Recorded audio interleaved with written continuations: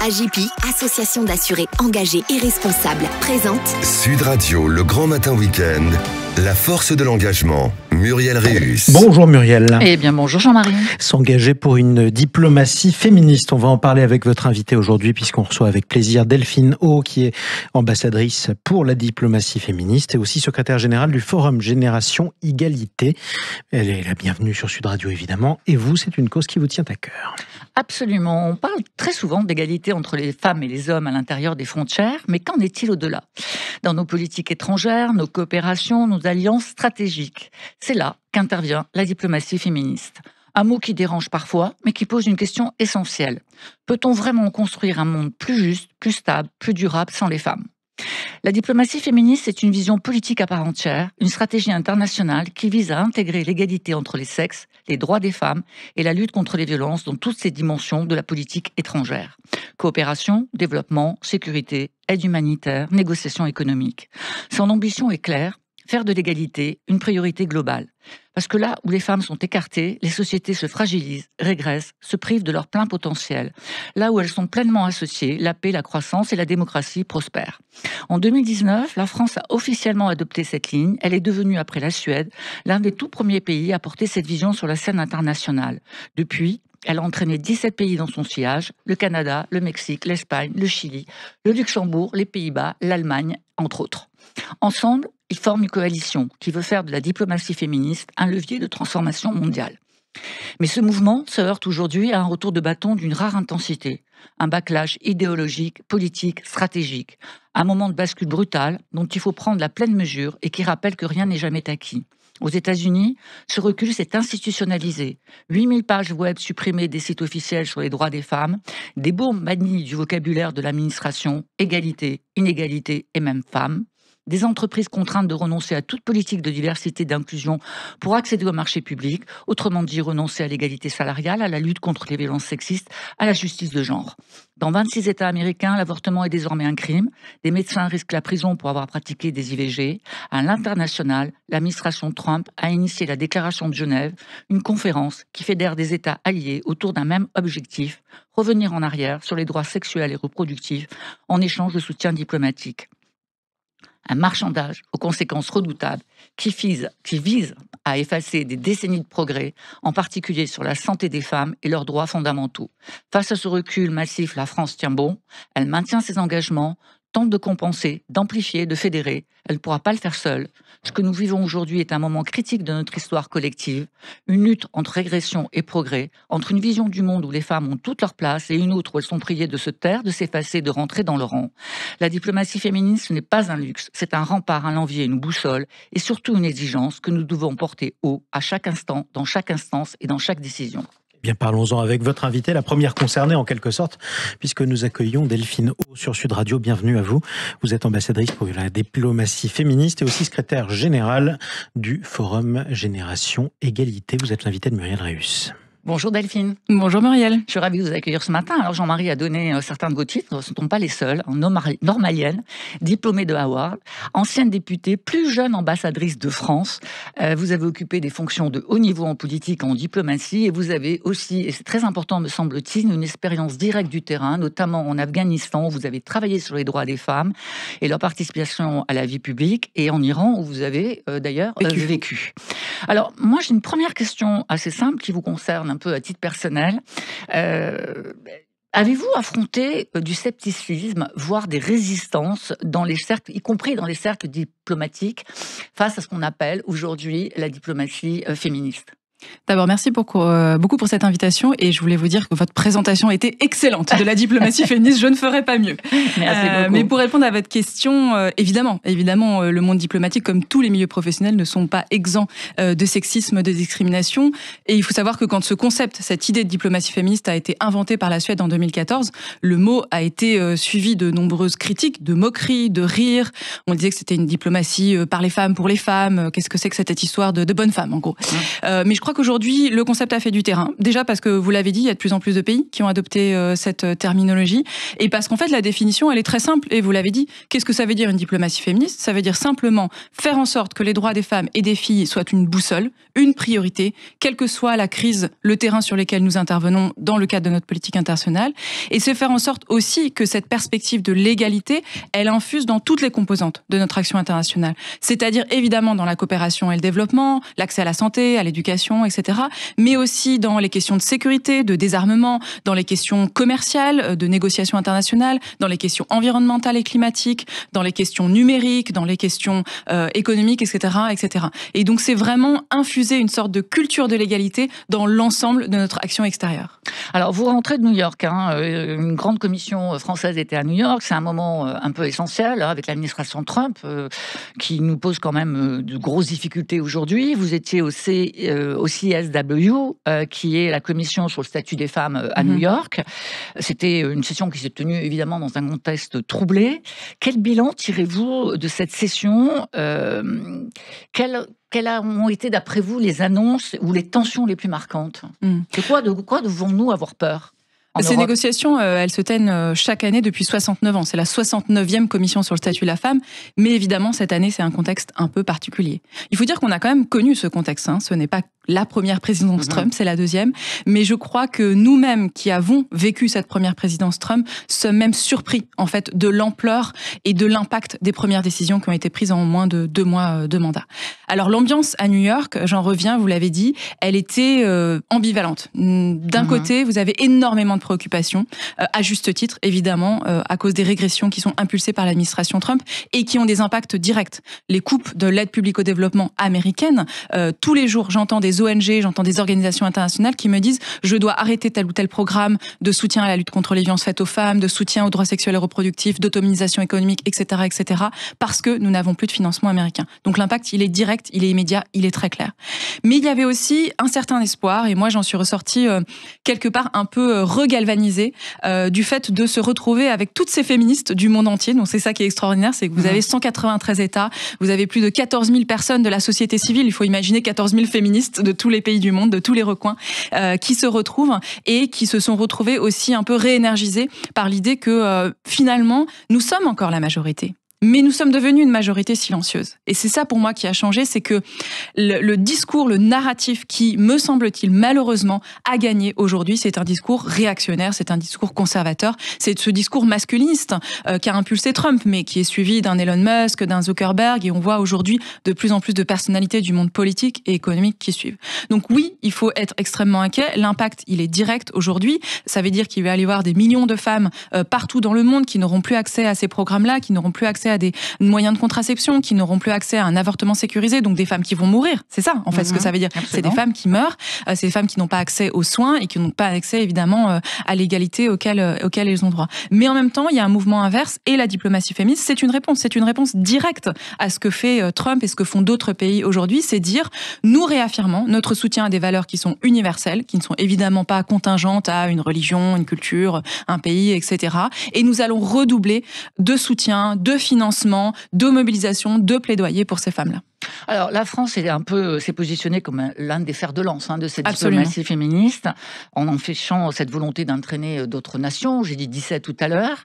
Est-ce que cette démarche démontre une vraie volonté ?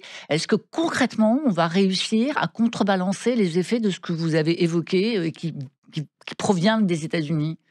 La partie n'est pas gagnée aujourd'hui. Comme je l'ai dit, le retrait des financements américains, il est massif et aujourd'hui, la France seule ne peut pas compenser ce manque gagné. D'ailleurs, même la France, avec la plupart des pays européens, ne serait pas en mesure financièrement. Par contre, c'est vrai que depuis 5 ans, depuis que nous avons notre diplomatie féministe, nous avons lancé de nombreuses initiatives, de nouveaux programmes qui sont extrêmement concrets, qui ont un impact très direct sur les femmes sur le terrain. Et on entend aujourd'hui beaucoup de critiques sur l'aide publique au développement, sur tous ces programmes de financement de l'aide de l'Agence française de développement. Moi, je veux dire, on a des tas d'exemples de programmes hyper concrets qui ont un impact direct sur les droits des femmes. Je peux vous en donner un ou deux exemples. L'initiative Marianne pour les droits de l'homme, chaque année, ce sont 15 défenseurs des droits humains. Ce sont des personnes qui sont des militants extraordinaires qui, au péril de leur vie, défendent notamment les droits des femmes, pas que les droits des femmes, les droits des enfants, les droits des personnes LGBT, les droits environnementaux, les droits civils et politiques, qui sont accueillis en France, logés, nourris, blanchis, qui ont accès à toutes les institutions françaises et qui composent un réseau et qui parfois vont rester en France derrière. Nous avons lancé aussi le Fonds de soutien aux organisations féministes et je tiens vraiment à en parler. 250 millions d'euros sur 5 ans. C'est la France est le premier bailleur international qui soutient des organisations féministes de terrain dans les pays en développement. Ça veut dire quoi? Ça veut dire que ces petites organisations qui sont le premier rempart dans la lutte contre les violences, le premier rempart dans la lutte contre les discriminations, qui sont un peu partout sur les 5 continents, ces organisations, elles sont financées par la France, elles peuvent survivre grâce à la France et nous avons financé plus de 1400 associations dans 74 pays. Donc c'est très, très, très concret. Et ce sont elles qui souvent sont le premier rempart et qui tirent la sonnette d'alarme en disant attention, on voit que les forces réactionnaires sont en train de se mobiliser, d'être financées, de s'organiser, de gagner des victoires électorales aussi. Attention au backlash. Alors tout ça c'est très concret. Moi ce qui me fait peur, c'est que je pense qu'on est confronté à un péril très insidieux, celui de la fatigue et celui de l'indifférence de l'opinion publique internationale. Parce qu'à force de crises successives, on oublie un peu, et même assez souvent, les droits des femmes et tout ce que vous avez évoqué. Donc, qu'est-ce qu'il faut faire? Il faut maintenir la mobilisation, il faut faire plus de sensibilisation, comme ce que vous faites aujourd'hui, pour expliquer réellement à quoi servent ces fonds? En réalité, la plupart des sondages en France, auprès des Françaises et des Français, montrent qu'ils sont tous, elles et ils, sont très attachés à la question de l'égalité femmes-hommes. On l'a vu l'an dernier, l'inscription de l'IVG, du droit à l'IVG dans la Constitution était extrêmement consensuelle. Je crois qu'il y avait plus de 75% des Français qui la soutenaient. Donc on n'est pas dans un pays où il y a eu un recul sur la question des droits des femmes. Par contre, c'est vrai qu'il y a un discours, une petite musique qu'on entend beaucoup, qui consiste à dire on est allé trop loin, on en a trop fait. En fait, c'est un discours masculiniste, c'est qui consiste à dire oui, mais peut-être que en fait les femmes, elles seraient pas si mal à s'occuper des enfants, la maternité, etc. Et ce discours-là, on l'entend aussi malheureusement sur de plus en plus des médias français. Et donc ça, il faut vraiment, moi, je dis faire attention parce que il y a ce narratif-là qui a imprégné, je crois, un certain nombre de débats publics et notamment parmi la jeune génération des hommes. On voit que dans les sondages aussi, il y a un fossé qui est en train de se creuser entre les jeunes femmes qui sont totalement convaincues qu'il est hors de question de revenir sur les droits acquis au cours des 40 dernières années, et les jeunes hommes qui s'estiment spoliés, discriminés, etc. Donc il faut faire très attention, mais il faut continuer d'appeler aussi l'attention sur la situation des femmes dans le monde. Le monde n'est pas la France. Vous avez parlé de l'Afghanistan, vous avez parlé de l'Iran, on pourrait aller parler de l'Ukraine, du Soudan, de la République démocratique du Congo, du Myanmar. La multiplication des crises, oui, entraîne une fatigue. Et en même temps, elle a entraîné une sensibilisation accrue à la question, par exemple, des victimes de violences sexuelles dans les conflits. Alors, des médias français qui, comme je vous le dis, nous inquiètent aussi parce que cette perte d'indépendance de ces médias nous inquiète. Chez Sud Radio, on a une vraie liberté de parole. Donc, aujourd'hui, on peut se dire qu'on peut dire tout ce que l'on veut ici et c'est vraiment fondamental. Vous avez vécu plusieurs mois en Iran. Vous avez d'ailleurs confondé un média d'information sur ce pays. Vous connaissez très bien la société iranienne et les combats des femmes qui, au péril de leur vie, défient un régime théocratique. Vous avez travaillé en Afghanistan, notamment au sein de l'ONG Action Aid. Oui. La situation des femmes est un cauchemar absolu. On sait, plus d'école, plus droit de travailler, plus droit de sortir, plus droit de s'exprimer, ou même d'être vu, un apartheid de genre pur et simple. En tant que diplomate féministe, qu'est-ce qu'on peut faire pour ces pays? Est-ce qu'on a réellement des marges de manœuvre? Ça dépend des pays. La situation est assez différente en Afghanistan, en Iran. En Afghanistan, la France n'a plus de représentation diplomatique, n'a plus aucun lien avec le régime taliban. Très précisément parce que le Conseil de sécurité de l'ONU a fixé 5 critères, 5 conditions pour reprendre les relations diplomatiques. Et une des conditions est le respect des droits humains, et notamment des droits des femmes. Et le retour à la Constitution d'avant le retour des talibans. Aujourd'hui, les talibans n'ont fait aucun effort, n'ont montré aucune bonne volonté allant dans ce sens. C'est même le contraire. Les législations, les régulations s'accumulent, visant jusqu'à complètement, en fait, ce n'est même pas de la ségrégation, c'est carrément la suppression des femmes de l'espace public. Les femmes n'existent plus dans l'espace public. Elles ne peuvent plus être là, même être accompagnées par un homme. Elles ne peuvent plus chanter, ne peuvent plus aller à l'école, ne peuvent plus aller dans les hôpitaux, se faire soigner, travailler, etc. En fait, elles vont être complètement cantonnées à la maison. Les moyens d'action, ils sont du coup assez limités, il faut le reconnaître, puisque nous n'avons pas de relations commerciales, économiques ni diplomatiques. La France continue de soutenir un certain nombre d'organisations sur le terrain avec lesquelles nous avons une relation de confiance depuis des dizaines d'années. d'années, puisque la France était là depuis très très longtemps, qui vont pouvoir justement travailler sur les questions d'éducation, de santé de la mère et de l'enfant, etc. Ça reste assez précis, ça reste assez ciblé, mais nous savons aussi que ce sont des ONG de confiance, parce que le problème, c'est lorsque on finance des grosses organisations en Afghanistan, le risque est aussi que d'une certaine manière, ces financements-là n'atterrissent pas dans la poche des bénéficiaires, de celles qui sont censées aider. Et donc, on veut faire très attention. Et par ailleurs, c'est une position de principe qui me semble de bon droit et de bon sens, c'est qu'il est hors de question d'entrer en relation avec ce régime taliban tant qu'il ne reconnaîtra pas les droits des femmes. Si nous le faisons, ils n'auront plus d'incitation à faire des efforts. Déjà qu'ils n'en font absolument aucun, ils ne sont pas du tout allés dans le bon sens. Et donc, aujourd'hui, on soutient les femmes dans la mesure où on le peut en Afghanistan, à l'intérieur du pays, et on soutient aussi les femmes exilées dans les pays limitrophes. Alors, quand on parle de diplomatie féministe, on parle souvent des femmes.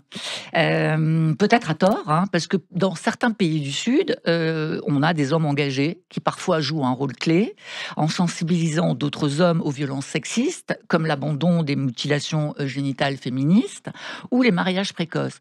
Comment vous imaginez ou comment vous intégrez ces hommes dans cette diplomatie féministe ? Il n'y a pas que des pays du Sud. En France, la diplomatie féministe a été lancée par un homme président, Emmanuel Macron, et par un homme ministre des Affaires étrangères, Jean-Yves Le Drian. Et elle a été reprise à leur compte par les différents ministres des Affaires étrangères. On a eu entre-temps une femme, Catherine Colonna, mais depuis, on a eu quand même 2 autres hommes ministres des Affaires étrangères qui en ont fait une grande cause également. Justin Trudeau, le Premier ministre canadien, s'est déclaré le premier ministre féministe, et le Canada a aussi une diplomatie féministe. Donc je pense qu'effectivement, c'est pas du tout une question d'hommes et de femmes, et heureusement qu'on a des hommes qui portent cette cause-là au sein des institutions, des organisations internationales, mais aussi sur le terrain. Maintenant, comme je disais tout à l'heure, il faut faire attention parce qu'il y a ce fossé qui est en train de se creuser entre une génération d'hommes qui s'estiment spoliés en fait de ces droits discriminés, mais heureusement, on a aussi énormément d'hommes qui ont compris que c'était justement pas uniquement pour les femmes, mais que quelque part, c'est déjà la moitié de l'humanité, c'est pas mal. Et par ailleurs, chacun avait quelque chose à y gagner, parce qu'on parle beaucoup aujourd'hui de la question de la masculinité, de la virilité, de même la place des hommes dans la société. Et les hommes ont énormément souffert de la masculinité toxique. Et c'est intéressant, vous parliez de pays du Sud, l'Afrique du Sud aujourd'hui, qui a la présidence du G20 cette année, fait un gros travail sur la question des masculinités aussi, dans un contexte culturel, religieux, etc. Donc en France et dans d'autres pays, effectivement, il faut continuer à travailler là-dessus. Mais dans les institutions, c'est porté peut-être pas par autant d'hommes que de femmes, mais nous avons beaucoup d'hommes ambassadeurs, ministres, secrétaires d'État, qui portent le sujet à la fois par intérêt pour la France, mais aussi par conviction. Bon, on retient que le combat pour l'égalité est un défi permanent. Je rappelle que vous avez écrit « La diplomatie féministe est un sport de combat », un ouvrage dont je vous recommande fortement la lecture. On va se retrouver dimanche prochain, Jean-Marie. On en profite pour remercier notre invitée Delphine O, ambassadrice pour une diplomatie féministe et secrétaire générale du Forum Génération Égalité. Merci à vous. Merci beaucoup. À dimanche prochain, Muriel Réus. À dimanche et excellente journée à tous. Sud Radio, le grand matin week-end, la force de l'engagement, Muriel Réus. Avec AGEPI, association d'assurés engagés et responsables.